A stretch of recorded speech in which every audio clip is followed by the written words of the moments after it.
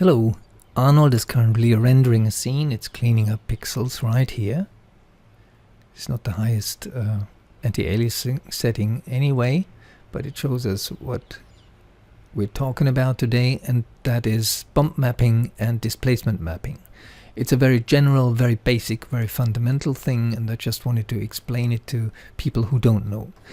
This is a standard helix here, a polygon primitive, a typical computer-generated image with flat surfaces, very nice and delicate. This is the same one with what is called a bump map texture.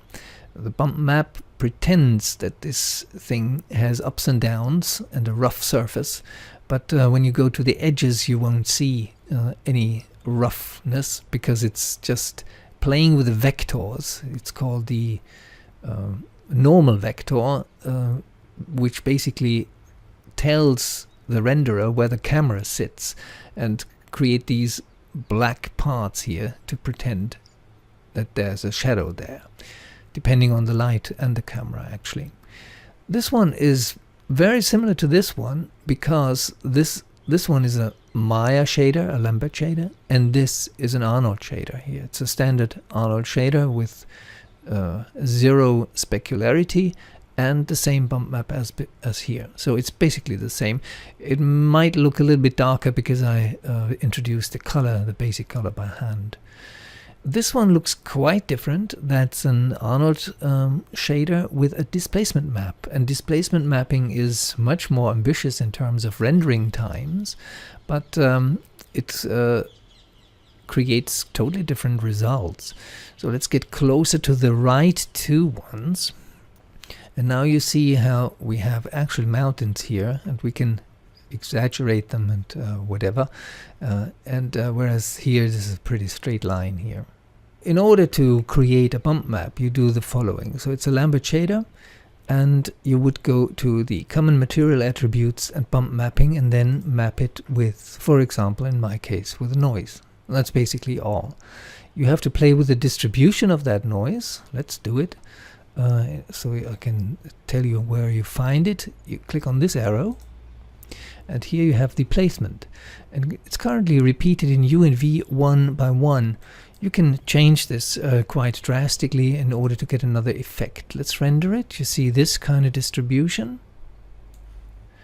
and when you change the values to say 30 and 60 here, you get another kind of distribution like this. So you have to play with these values in order to get a more dense noise pattern here.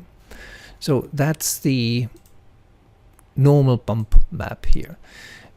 Let's instead pick this object and right mouse click, create a new material, and now we create an Arnold shader, a surface shader, and we reduce the specularity to 0, and we make it a little bit more grayish like this. So this is our rendering now, like a brand new object.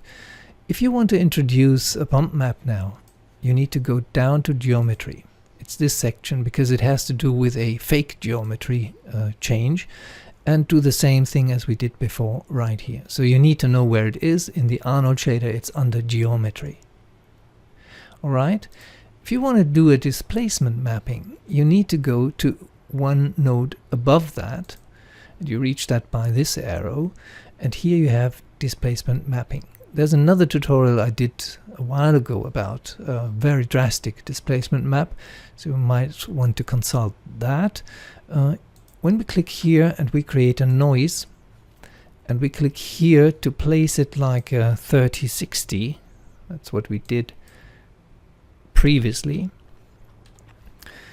and then we render it, we get a very huge block, because the displacement is very the scale is very large. So let's go back here, and here is the scale. So let's reduce the scale from 1 to 0.1. That's too small now because I typed in 001, so 0.1.